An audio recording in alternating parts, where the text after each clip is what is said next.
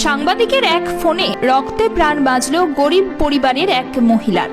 মুমূর্ষ রোগীর প্রাণ বাঁচাতে এগিয়ে এলেন বিষ্ণুপুর মল্লভূম প্রয়াসের 3 সমর্থক। বাঁকুড়া জেলার ইন্দাস ব্লকের শিমুলিয়া গ্রামের এক অসহায় গরিব পরিবারের এক মহিলার শরীরে হিমোগ্লোবিন কম থাকায় কতুলপুর সরিষাদিঘি মেডিকেয়ার জেনারেল হাসপাতালে ভর্তি করা হয়। হাসপাতাল কর্তৃপক্ষ জানায় এমার্জেন্সি রক্তের প্রয়োজন।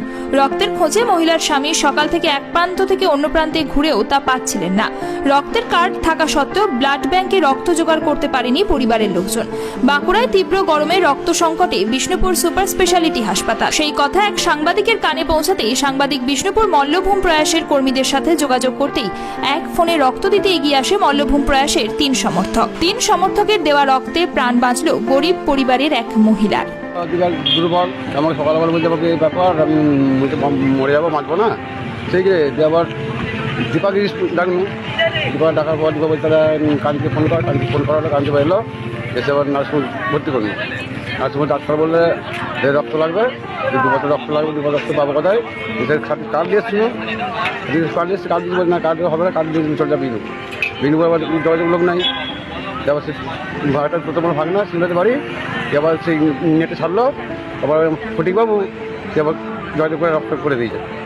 ছেলেগুলো দিয়েছিলাম, সেগুলো সুখে থাকে, ভালো থাকে, আমি মনে করি আশীর্বাদ করি এই বলে। দাদা সুখে থাকুক, ভালো থাকুক, দেখো তার জন্য একটু খাতি করবো একটু মন থেকে সুখে থাকে। বাড়ি শিমুলিয়া। সকাল থেকে দেখলাম যে ওনার খুব গরিব মানুষ, তো দেখলাম ঘরের মধ্যে খুব শরীর খারাপ, মানে ডাক্তার বলেছিল যে রক্ত দেওয়ার জন্য। তো সকাল থেকে আমাদের এখানেও রক্ত মিলছিল না, ব্লাড ব্যাঙ্কেও অনেক যোগাযোগ করেছিলাম। তো হঠাৎ আমাদের ওখানে গ্রামেরই এক বাসিন্দা আব্দুল ভাই রয়েছেন, উনি ভদ্রলোক, উনি একজন স্কুলে কাজ করেন। তো উনিকে আমি ফোন করি দুপুরের দিকে। তো উনি বলেছিলেন যে কোনো চিন্তা করিস না, রক্ত কোথাও না কোথাও জোগাড় হয়ে যাবে। তো ওনার থ্রুতেই আমরা গিয়েছিলাম বিষ্ণুপুর ব্লাড ব্যাঙ্কে। ওখানে ওনারই ফোন করাতে আরও 2-3 জন দাদা এসেছিলেন, বলেছিলেন যে কোনো চিন্তা নেই দাদা, আমরা মানে এক্সচেঞ্জ রক্ত দিয়ে দিচ্ছি, আপনাদের মানে রুগীর কোনো ক্ষতি হবে না। তো আজকে ডেটে আমিও দেখলাম সারাদিন ঘুরে কোথাও ব্লাড পাইনি। তো এরকম সংস্থা যদি এরকম মানুষের বিশ্বাস নিয়ে এগিয়ে আসে, তো আগামী দিনে হয়তো কোনো পরিবারের কোনো মানুষ বিনা রক্তে মারা যাবে না আজকে। এবং আমি নিজে ওই ব্লাড ব্যাঙ্ক থেকে 2টো রক্ত নিয়ে এলাম। তো এরপরে যা হোক, পেশেন্ট যাই হোক আর মানে মরণের দিকে যাবে না। আশা করি যে পেশেন্ট অন্তত সুস্থ হয়ে বাড়ি ফিরবে। এটা গ্রাম, প্রত্যেকটা শহর যদি এগিয়ে আসে আগামী দিনে, তো বিনা রক্ত কারণে কোনো মানুষ মারা যাবে। আজকে এই যে আপনি ব্লাড দেওয়ার জন্য এক ডাকেই ছুটে এলেন, এতে আপনার এটা কি আপনার নেশা যে ব্লাড দেওয়া, যেখানে এই ব্লাডের জন্য ফোন আসে আপনি ছুটে চলে যান? ছুটে যাই, তবে নেশা ঠিক বলবো না, এটা আমি মনে করি এটা আমার দায়িত্ববোধ।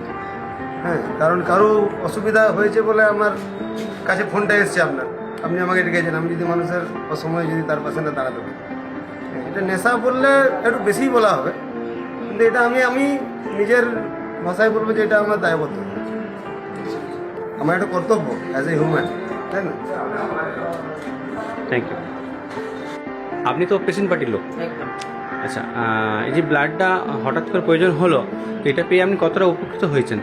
উপকৃত বলতে প্রথম কথা যে সারাদিন ঘোরার পর এরকম মানুষরা যে সমাজের জন্য এগিয়ে এসছে, তো ওই দাদাকে মানে মন থেকে থ্যাংক ইউ জানাচ্ছি, ধন্যবাদ জানাচ্ছি। তো এরকম মানুষরা যদি প্রত্যেক জনের ক্ষেত্রে এগিয়ে আসে, তো আগামী দিনে এই সমাজে কেউ বিনা রক্তে মারা যাবে না। আর এখন যা রক্তের ক্রাইসিস ব্লাড ব্যাঙ্কে, ওনাদেরও কোনো ডোনার না থাকলে ওনাদেরও পক্ষে সম্ভব নয় রক্ত জোগাড় করা। তো আজকের ডেটে এরকম মানুষরা এই বিষ্ণুপুর হসপিটালে দাঁড়িয়ে বলছে, যদি এরকম মানুষরা না এগিয়ে আসতো তাহলে হয়তো রোগীকে বাঁচানো যেত না, পসিবল হতো। আমি নিজের মন থেকে মানে যে সমস্ত দাদারা এগিয়ে এসেছেন আজকের জন্য, তাদেরকেও ধন্যবাদ জানাচ্ছি। এই সমাজের যে সমস্ত মানুষরা এই কাজকর্মের জন্য যুক্ত আছে, তাদেরকেও অসংখ্য ধন্যবাদ জানাচ্ছি।